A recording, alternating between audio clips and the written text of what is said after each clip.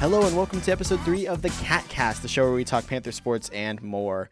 I'm Jason Stivers, excited to be joining you for what should be an exciting show.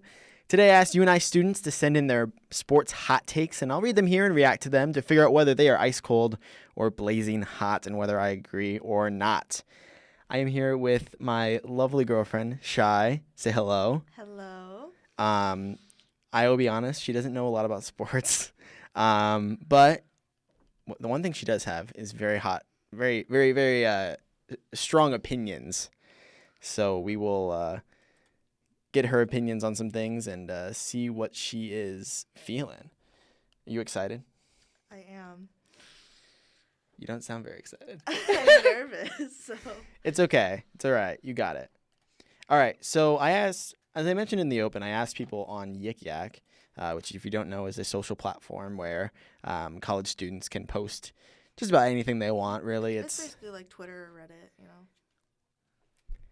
Yeah, it's kind of weird. Like, it's a weird thing because it's anonymous, so we don't know who posted these. But, you know, we'll read them and see if we agree. So we'll start with yours. You posted under this. I did. You did. I know it was you because we were in the same room while you posted it.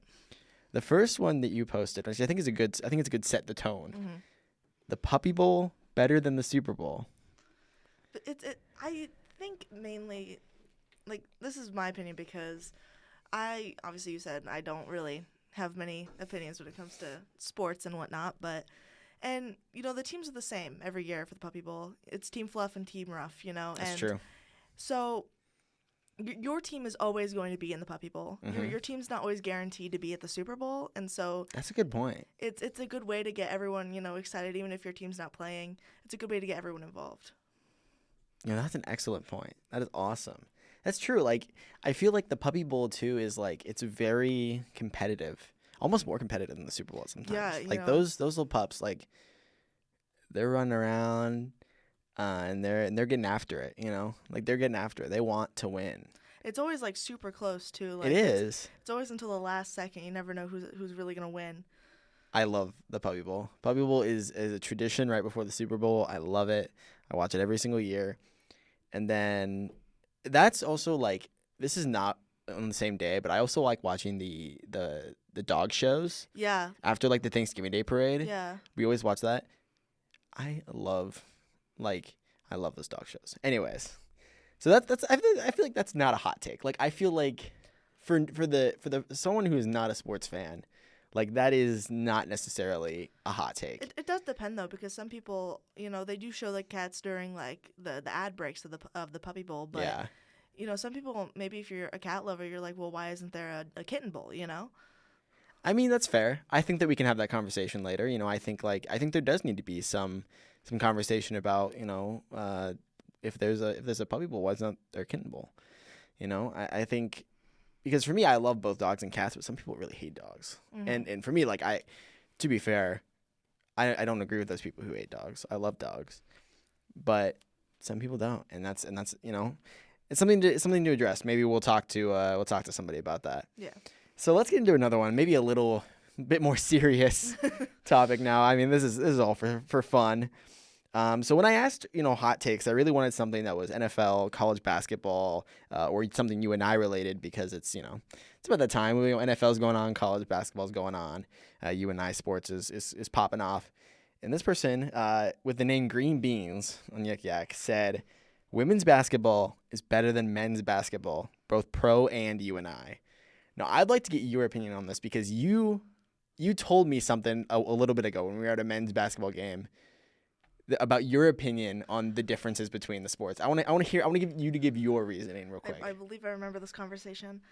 I believe that I said that I do enjoy men's basketball more because of how fast paced it is. Yeah.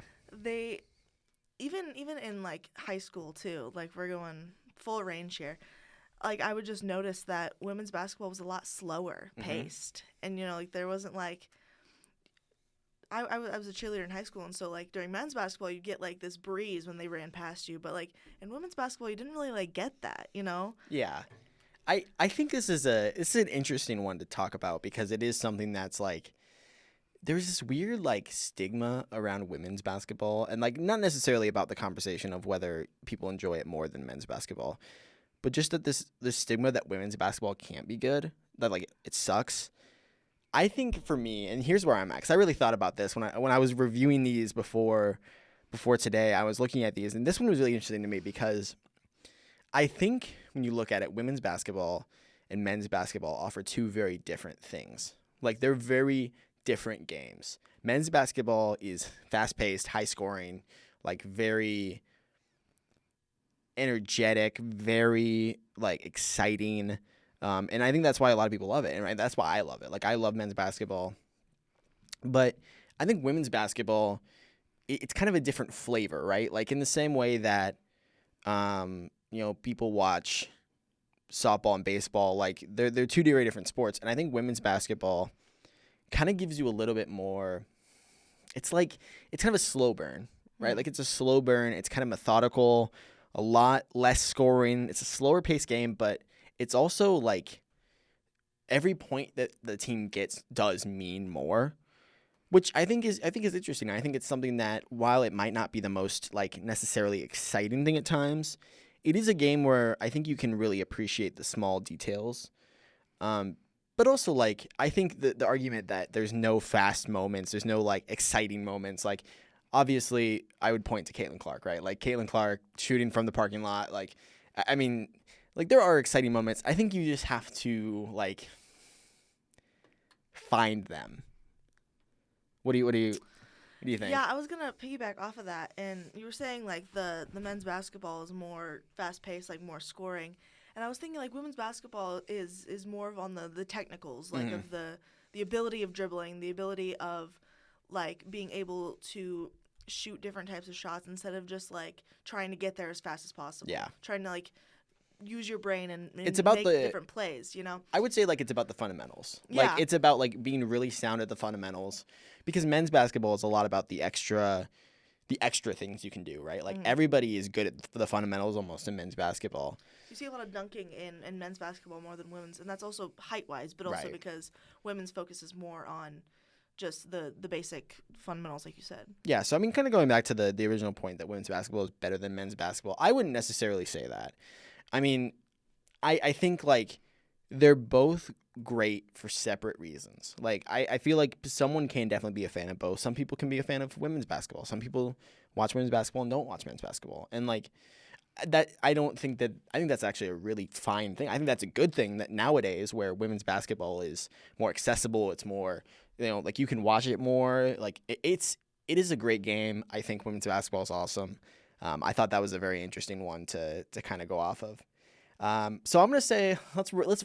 I guess we're rating these on like from a hot take to a cold take. I would say that's like in today's day and age. I'm gonna say that's like a lukewarm take. Yeah, like yeah, that's what I was gonna say. that's something that will cause controversy maybe because like I feel like there's some sports fans out there who really hate women's basketball for some reason. There's still some pushback on But- women's sports, but But for me, I'm gonna say that's lukewarm. That's pretty good. Kind of another basketball one was the WNBA is missing out on major revenue by not having a franchise in Des Moines. Women's basketball is absolutely huge in Iowa. I thought about this, and I actually agree. I think that women's basketball needs to make its way to Iowa. And I think it's interesting because the way that women's basketball, when Caitlin Clark was at Iowa, was just the biggest thing ever. Like, it's hard because, like, I went to an Indiana Fever game last season. I went to the first game of the year against the Chicago Sky. It was awesome. But it was hard. It was hard to put together, right? Like, you have to drive, 5-6 hours to Indiana, pay a lot of money in gas, pay a lot of money for a hotel, and then the tickets on top of it are crazy expensive. I would like something close to town. And I think the WNBA is making a very strategic move by going to Portland, Toronto, Cleveland, like these areas of expansion where you can probably pull a bigger market. But I wouldn't hate if they brought, at least for me, I don't necessarily maybe think a team, but maybe like a couple of games to Iowa. Kind of what they did with the exhibition game at Iowa when Indiana Fever played against the Brazil national team. Like, stuff like that I think would be good. yeah, even like especially because women's basketball in general has like gotten really big since Caitlin Clark, and people were able to go see her a bunch because it was right there in Iowa City. Right. And so now if people were fans of her at Iowa, they have a really hard time going to see her now that she's playing pro because of the fact that it is in Indiana. And there aren't very many games that are away games for them that are close to here. And so like you said, like having them play at least in Des Moines, like where they have what is it, the Casey Center the Casey now? Center, yeah. Like I feel like that would be a good way, and even bring just like it would allow fans to. It goes back to another argument that I had, but yeah, I think that it's like it's definitely, it would be an accessibility thing, right? For like, because there's no sports teams in Iowa, like there's no professional sports teams, so I think that like having them in Iowa would be great. Let's end off on maybe the one we were chatting about before we got on. Our good friend OG Pink Feather. If you're on Yik Yak, you've definitely seen this person post. They write, European football better than American football. Now, I have very strong feelings about this. I know you're not a particularly big fan of football in general. The NFL is the greatest thing to ever touch God's green earth. And I hate soccer with my entire life. Okay, let me rephrase. Hate's a strong word. Soccer is really boring to me. it is. It's really boring. And I have a hard time agreeing with this. I disagree with this vehemently. This is a very hot take. This is a extremely hot take. Like, gonna give you 3rd-degree burns. Yeah. Hot. What do you think? I also find soccer really boring. More boring than I find football, which is very, very difficult to do. Yeah. Because I feel like that almost has, I don't know if it has more stops than it, but there's just not a lot of action that happens. The thing about soccer is there's less stops. So there's very few stoppages in games. The problem is like there's so little scoring. You can have games that end 1-0, and like that's a 90-minute game of just running around kicking a ball. Like, and that can happen in football too. Like there are games that can end 3-0, 7-0 with 1 touchdown, right? Like, but man, I just feel like football, there's something about hitting somebody else that like gets you going. Like there's things, even if there's not scoring, there's things that get you excited. Yeah, it's more obvious when exciting things happen in football than it does in soccer. Because like, I've never seen a soccer game. Maybe obviously in the UK, but in America at least, I've never seen people get like really amped up about a game of soccer. I mean, I would say like in the UK that the crowds are definitely good because they come up with like these unique chants. They usually include bad words. But you know, I don't know. I think for me, and I think I kind of speak for both of us here, soccer is. I wish I loved it. But it's just too boring, unfortunately for us. Maybe that's a symptom of our attention span issues. I think that definitely is possible. But I think that's a good one to end up on. It was a good time, and thank you for joining me. Thank you for listening to another episode of the CatCast. Excited to be here. Once again, my name is Jason Stivers. She has been Shy Bowling. Thank you so much.